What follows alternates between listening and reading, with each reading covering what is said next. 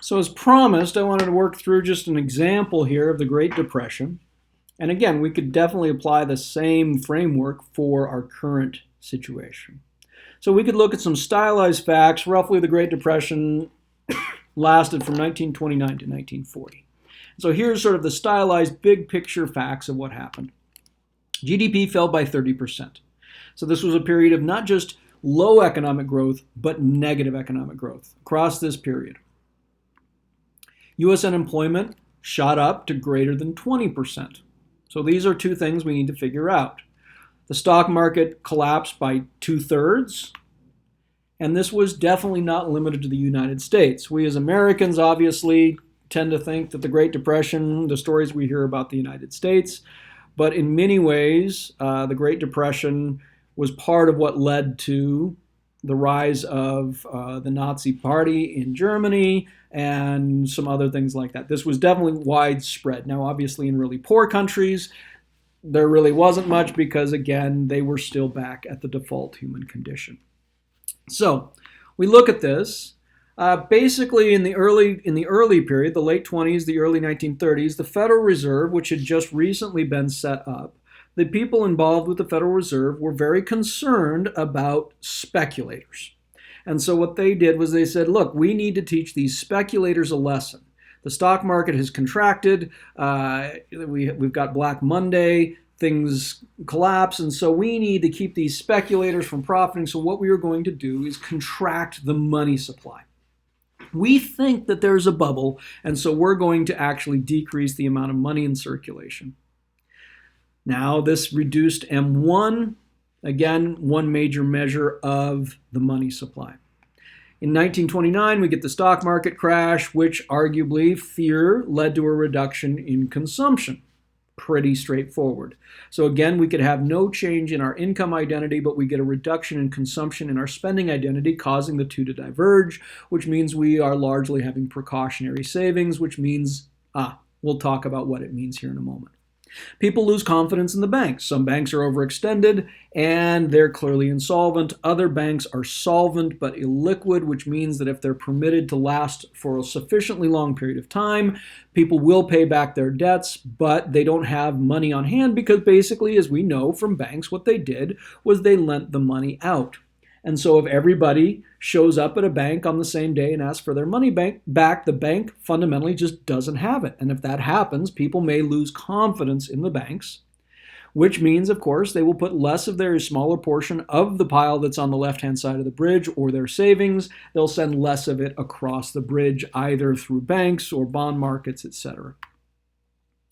So, turns out that FDR engages in some very erratic policies, threatens to nationalize whole industries, and as a result, guess what? Investment falls. When the federal government is engaged in threatening to expropriate any investments, coupled with a reduction in maybe consumption and a collapse of the stock market, it may just be that the attractiveness of large investments decreases on its own, even without the erratic policies. Then investment will fall, holding the income identity constant, reducing I. You can probably guess what this means. In 1931, the federal government further reduces the money supply. In this case, M2, a broader measure of the money supply, fell by 1/3, which is quite a heck of a lot. And as I mentioned, government engages in erratic policies, which makes people further less willing to invest. Turns out across this period, investment falls by 3/4. If you want to think about this in our Solow model, our investment line shifted way the heck down.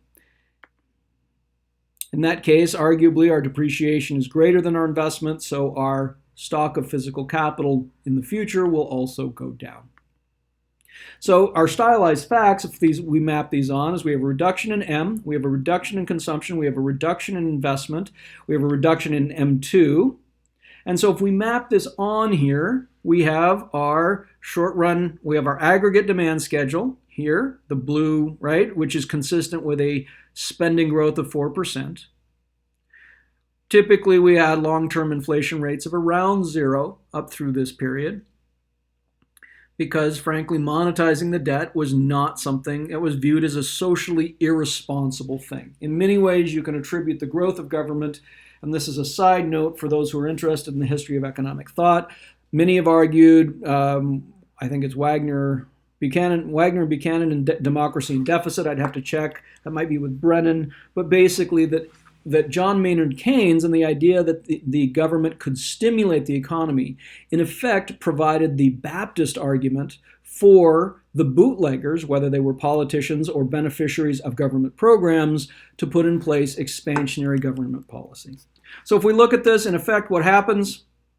We get a reduction in consumption, which is a decrease in velocity. We have a reduction in investment, which is further a decrease in velocity, shifting our aggregate demand schedule in. Basically, you're holding M constant, reducing V. Then, of course, instead of increasing the money supply, that would have been the theoretical argument of what we should have done during the Great Depression, would have been to increase M to balance the decrease in V.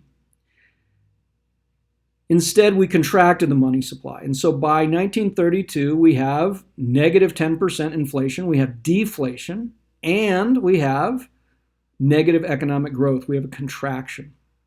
Basically, spending growth ends up being around negative 23% instead of 4%. Now, if wages and prices could seamlessly and perfectly adjust, there would have been no impact. In other words, we would have still been at 4% growth, and we would have seen a much, much, much lower level of depreciation. In other words, we would have been at a massively, well, if we kept this constant, if wages and prices adjusted seamlessly, we would have been at negative 19% inflation.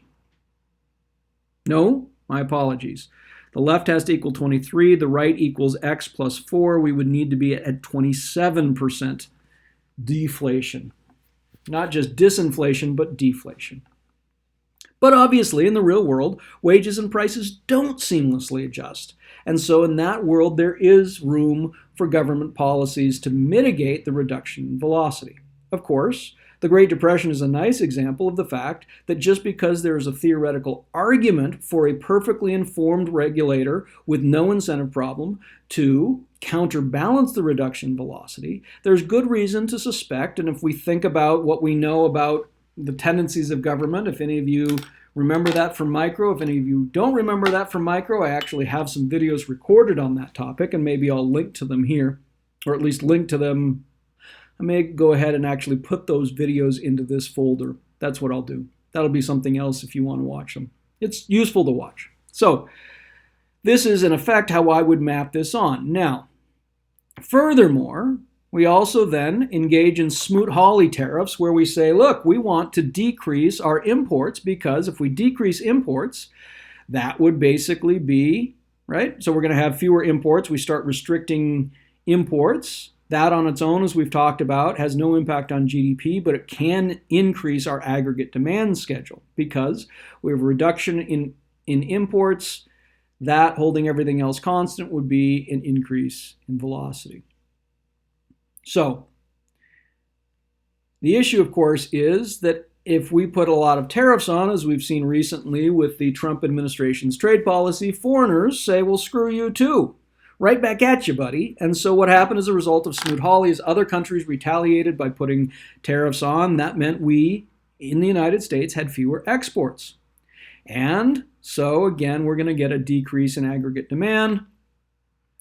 Tariffs pushed a move from the factors of production from higher to lower valued use. We could again, we've got the tools to analyze international trade, and we should do so. They're going to make us worse off.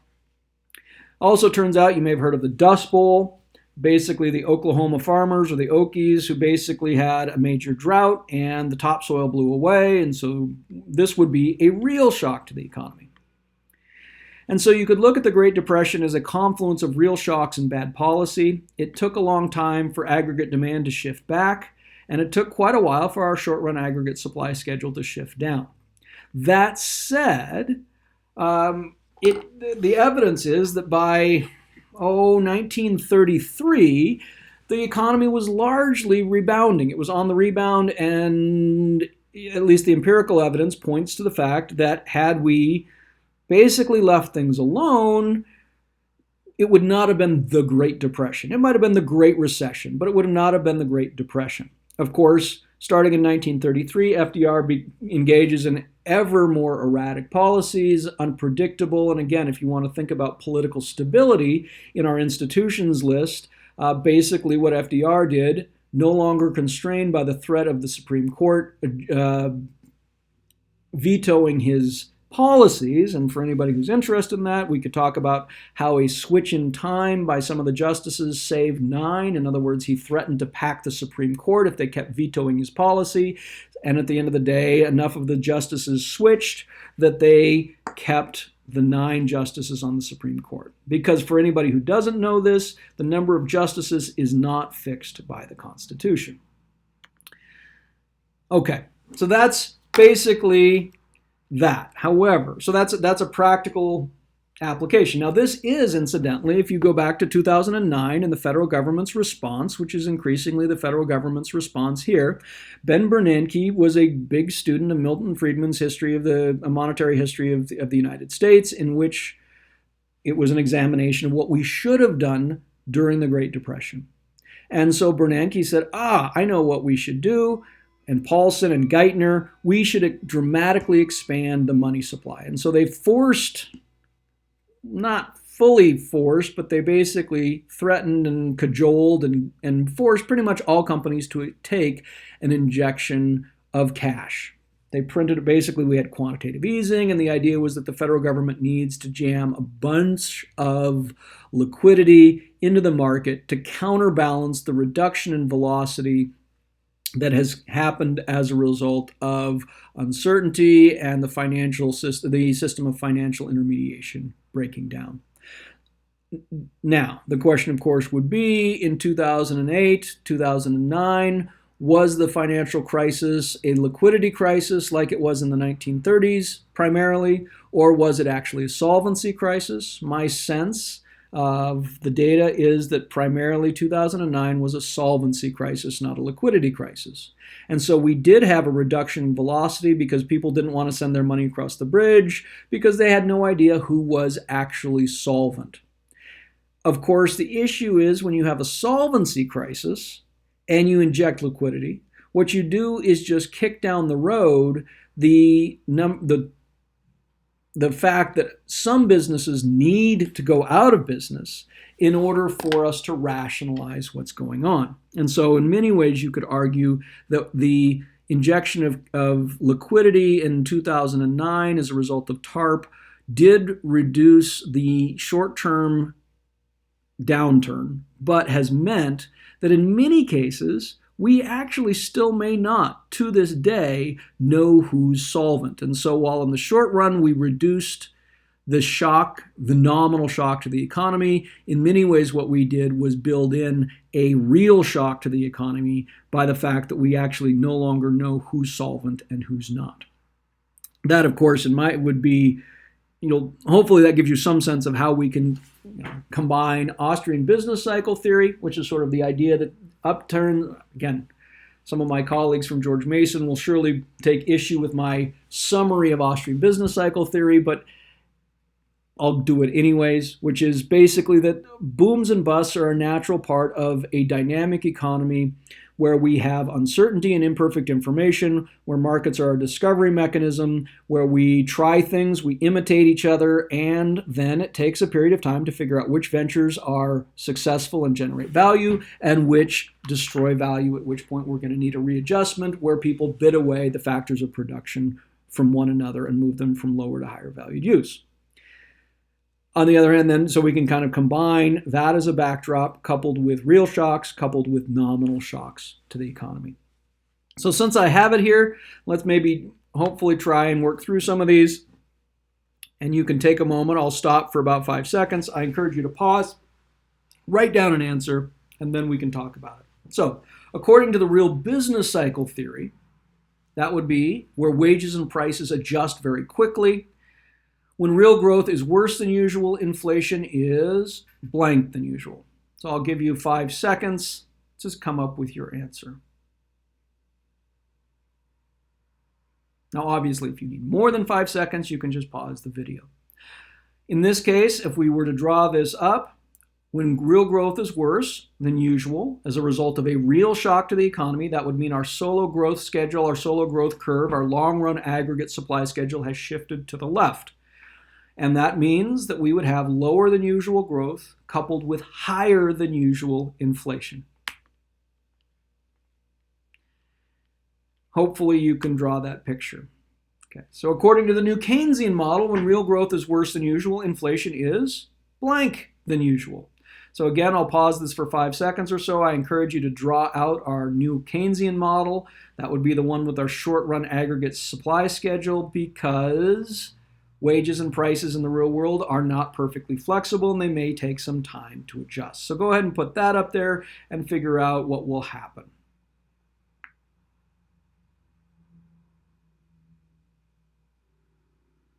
Okay, so in the new Keynesian model, our real growth would be worse than usual when inflation is lower than usual.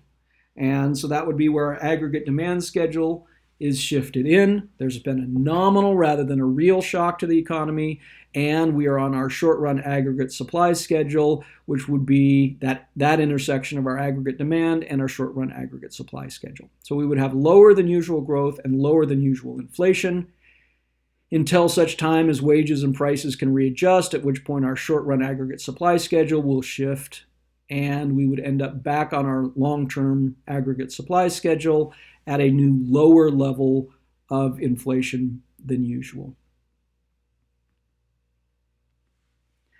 So in the 1970s, the United States had slow growth and high inflation. What would explain 1970s American downturn, that downturn in the United States in the 1970s? Again, I'll pause this, or I'll wait 5 seconds. You can pause it.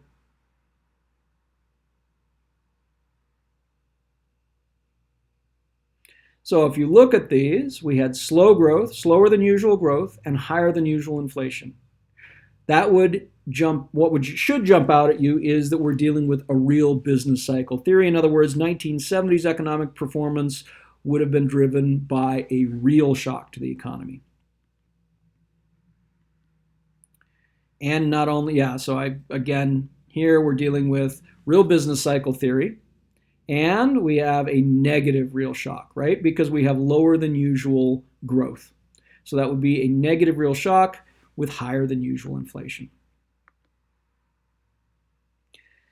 How about this? If newspapers and magazines report a lot of good news about the economy, what's likely to happen to velocity? Arguably, people are going to be more optimistic. They're going to be more willing to invest in large ventures, which would increase the demand for loanable funds and increase in the velocity. People are more optimistic about the future. They expect to earn more. They expect ventures to pay off. They're going to be more willing to send their pile of savings across the bridge. Velocity would go up. So if the central bank wanted to keep aggregate demand stable, what would it do to the growth rate of the money supply when a lot of good news comes out about the economy?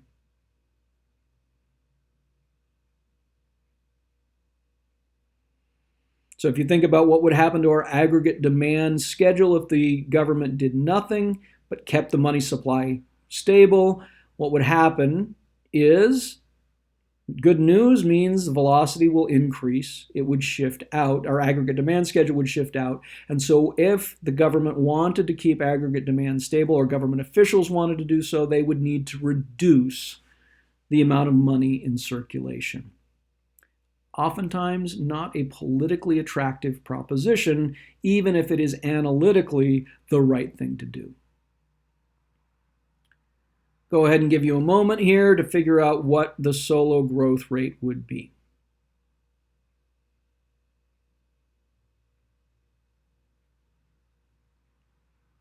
And the answer should be, I believe, 4%, because our aggregate demand, or our aggregate demand is in line with a spending growth of 9%. If we have an inflation rate of 5%, in order to that to equal 9, we would need a growth rate of 4%.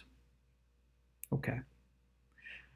Next question is, what would happen if spending growth, instead of being 9%, was only 4%?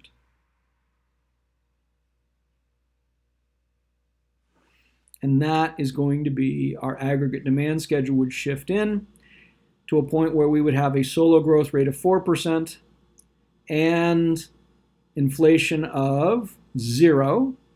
But the question would be, are we on our short-run aggregate supply schedule or are we on our long-run aggregate supply schedule? Again, what happens next? We'd shift down. What will our long-run growth rate be? It's still going to be 4%. And our long-run inflation depends, right? If our aggregate demand shifts into spending growth of 4%, we would have 0 inflation. Okay. So I'll just put a couple more questions up here and I'll let you answer these. When you look at a fixed aggregate demand schedule, what is being held constant? When you look at a shifting aggregate demand curve, what had to change in order to make it shift? You could look at the following. I'll let you pause these. These, again, are out of the end of the chapter. According to the quantity theory of money, which of these must be false? Spending grew at 10%. Real growth was 4% and inflation was 6%. Yep. Real growth, change in Y, plus the change in P does equal 10. How about, so A would be true, or it could be true. B, spending growth was 4%. Real growth was negative 2% and inflation was 6%. Well, 6 plus a negative 2 does equal 4. How about C? Spending grew at 100%, real growth was 0%, and inflation was 20%. Does that work? The answer is no. That one definitely does not work. The left-hand side equals 100, real growth of 0. 0 plus 20 does not equal 100. So C is clearly false. D, last year spending grew at 5%, so that would be the left-hand side of the equation. Real growth was 5% and inflation was 2%. That one also doesn't work. We broke math because 5% does not equal 7%. And E, spending grew at 10%, so the left-hand side of the equation is 10, and real growth was 5%, and inflation was negative 5%. Well, does 5% plus negative 5% equal 10? The answer is no. So that one also must be false because of math.